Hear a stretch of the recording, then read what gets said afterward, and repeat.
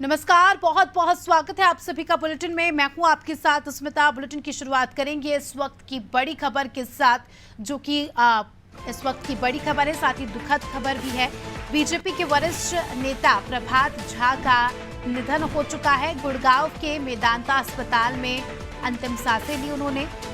67 साल की आयु में अंतिम सांसें। मध्य प्रदेश बीजेपी के अध्यक्ष भी रह चुके एक समय में और लंबे समय से बताया जा रहा है कि बीमार चल रहे थे। कल बिहार में इनका अंतिम संस्कार होगा और ये कहीं ना कहीं एक बड़ा, कह सकते हैं कि नुकसान है जब इतने अनुभवी और इतने बड़े लीडर, इतने बड़े नेता जब इस तरह से गुजर जाते हैं तो कहीं ना कहीं एक दुख का माहौल तो होता ही है, साथ ही एक बड़ा लॉस भी हम इसे कह सकते हैं। मध्य प्रदेश बीजेपी में काफ़ी ज़्यादा इनका इंटरफेरेंस रहा और काफ़ी प्रभावी नेता थे ये। इसका अंदाज़ा हम इसी बात से लगा सकते हैं कि एक समय पर प्रदेश अध्यक्ष भी रह चुके हैं और काफ़ी इनका वर्चस्व था और बड़े नेताओं की गिनती में इनका नाम आता था।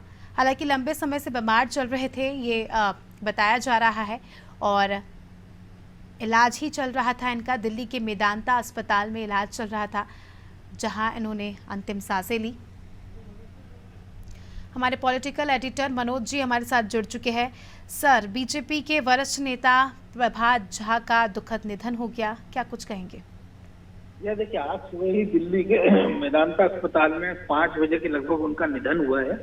लगभग 26 दिन से वो वहाँ भर्ती थे। पहले उनको स्वास्थ्य बिगड़ने पर भोपाल के बंसल हॉस्पिटल में भर्ती कराया गया था, जहाँ मुख्यमंत्री डॉक्टर मोहन यादव सहित बीजेपी के तमाम बड़े नेताओं ने अस्पताल जाकर उनका हालचाल लिया था और उनकी हालत को देखते हुए उनको तत्काल एयर एम्बुलेंस से दिल्ली रेफर किया गया था।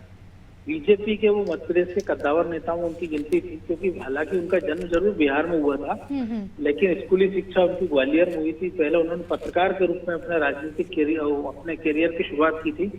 बाद में बीजेपी के मध्य प्रदेश के मीडिया प्रभारी के रूप में उनके कामकाज की सराहना हुई। जो बीजेपी मध्य प्रदेश में जो मीडिया का स्वरूप देख रहे हैं बीजेपी का देश भर में, उसके पीछे एक बहुत बड़ा योगदान प्रभात झा का था। पत्रकारों से उनके बड़े घनिष्ठ रिश्ते थे और उनके साथ वो सुख दुख में साथ निभाते थे। इसी के बाद उनको दिल्ली वो चले गए थे। दिल्ली में जो बीजेपी का राष्ट्रीय जो उनका मुखपत्र है कमल संदेश, उसके लंबे समय वो संपादक रहे। इसके बाद उनको भोपाल वापस भेजा गया मध्य प्रदेश, या उनको बीजेपी ने अपना प्रदेश अध्यक्ष बनाया और प्रदेश अध्यक्ष के रूप में उनका कार्यकाल चर्चित रहा, क्योंकि वो पूरे मध्य प्रदेश में लगातार दौरे करते रहते थे, आंदोलन करते रहते थे। और जब भी तत्कालीन मुख्यमंत्री शिवराज सिंह चौहान के खिलाफ कांग्रेस मोर्चा खोलती थी, तब के नेता प्रतिपक्ष अजय सिंह और तमाम सारे नेता, तो प्रभात झा आगे आकर उनका सामना करते थे और सिंधिया से लेकर तमाम कांग्रेस के दिग्गज नेता उनके निशाने पर बने रहते थे।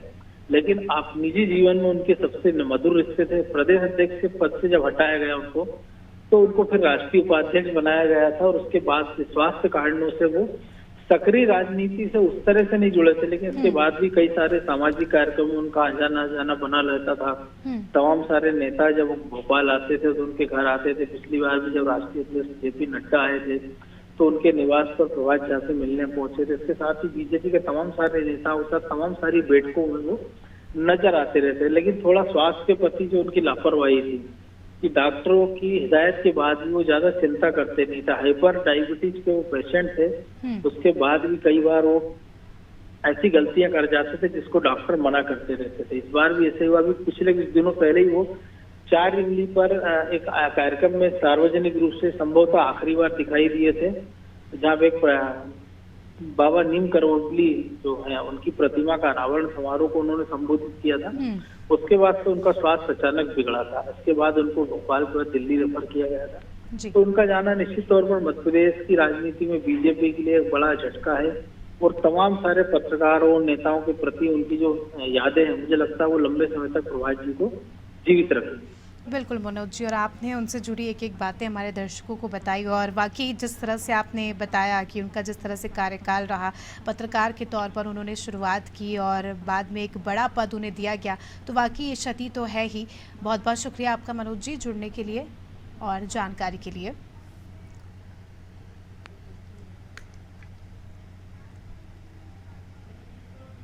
तो दर्शकों को बता दें कि हमारे पॉलिटिकल एडिटर मनोज वर्मा जी ने उनकी जीवनी का हमें परिचय दिया और बताया कि किस तरह से बिहार से होने के बावजूद भी लेकिन उनकी पढ़ाई लिखाई मध्य प्रदेश से ही हुई है, उनकी कर्मभूमि मध्य प्रदेश ही है। और जिस तरह से हमने देखा कि ग्वालियर से पढ़ाई करने के बाद पत्रकार के तौर पर उन्होंने अपने करियर की शुरुआत की, फिर उसके बाद बीजेपी में मीडिया के प्रभारी भी रहे और बड़े बड़े बदलाव इनके कार्यकाल के दौरान हुए, सक्रिय नज़र आए।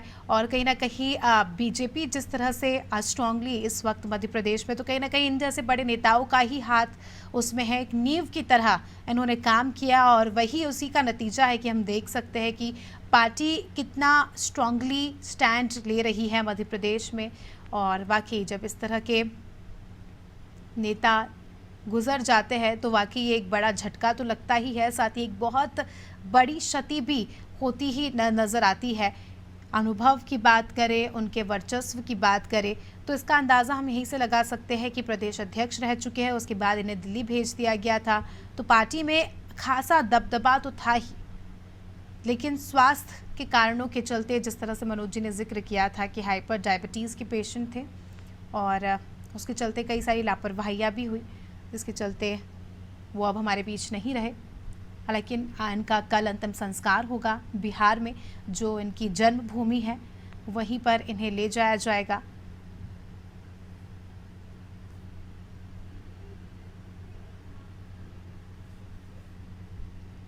और बीजेपी के वरिष्ठ नेता थे प्रभात झा, जिनका निधन आज गुड़गांव के मेदांता अस्पताल में हो गया और अब कल इनका अंतिम संस्कार बिहार इनकी जन्मभूमि में होगा।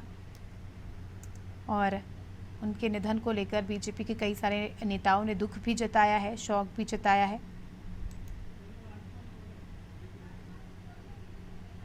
चलिए, राजपाल सिसोदिया जी हमारे साथ जुड़ चुके हैं, बीजेपी के नेता है। राजपाल जी, भी मनोज जी प्रभात झा जी के बारे में जिक्र कर रहे थे, उन्होंने बताया कि किस तरह से एक पत्रकार के तौर पर उन्होंने अपने राजनीतिक करियर की शुरुआत की मध्य प्रदेश में, उसके बाद जो है बड़े पद से नवाजा भी गया उन्हें बीजेपी में, और एक काफ़ी महत्वपूर्ण इनका रोल रहा बीजेपी में मध्य प्रदेश की राजनीति में। और आज इनका अचानक इस तरह से चले जाना पार्टी को कितना झटका लगा और ये बहुत बड़ी क्षति है सर।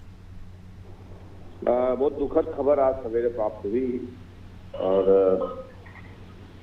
प्रभात झा जी पार्टी के अध्यक्ष के साथ साथ में मध्य प्रदेश के बड़े नेताओं की गिनती में थे। संगठन सर्वोपरि ऐसा मानने वाले व्यक्ति थे, अब हमारे बीच में नहीं है। निश्चित तौर पर उनके निधन से पार्टी को भी और राजनीतिक क्षेत्र को भी एक क्षति होने का काम हुआ है।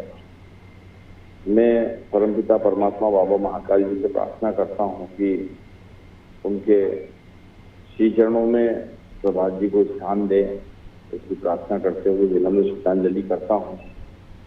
प्रभात जी मूल रूप से पत्रकार थे और पत्रकारिता करते करते फिर वो राजनीति में आए। ग्वालियर उनका कर्मस्थली रही और कुशाभाऊ ठाकरे जी जैसे संगठन के शिल्पी के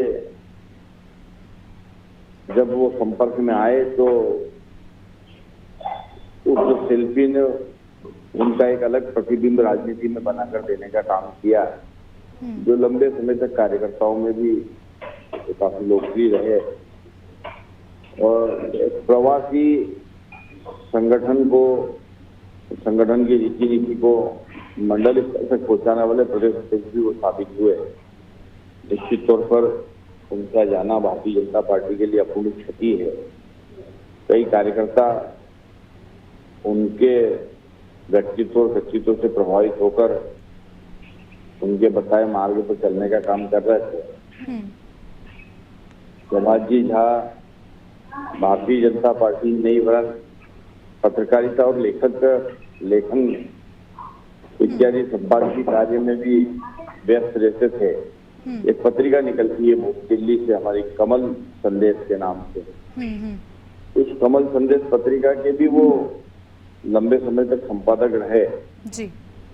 और उनके लेख, उनकी पुस्तकें इत्यादि उनको अमर कर गई है। निश्चित तौर पर बिल्कुल उनकी राजपाल पुस्तकें जी, हम ये भी कह सकते हैं कि नींव की तरह उन्होंने पार्टी के लिए काम किया और जिस तरह से आज मजबूती के साथ बीजेपी मध्य प्रदेश में खड़ी, तो कहीं ना कहीं इन जैसे नेताओं का ही हाथ है जो कि शुरू से एक स्ट्रांगली इन्होंने इनकी लीडरशिप में पार्टी के कार्यकर्ताओं को जोड़े रखा और इसी का नतीजा है कि आज प्रदेश में बीजेपी इतनी स्ट्रांगली अपना स्टैंड ले रही है। हालांकि एक बहुत बड़ी क्षति तो है ही। चलिए, बहुत बहुत शुक्रिया आपका जुड़ने के लिए राजपाल जी और अपने विचार साझा करने के लिए। तो देखिए, दुखद खबर है ये।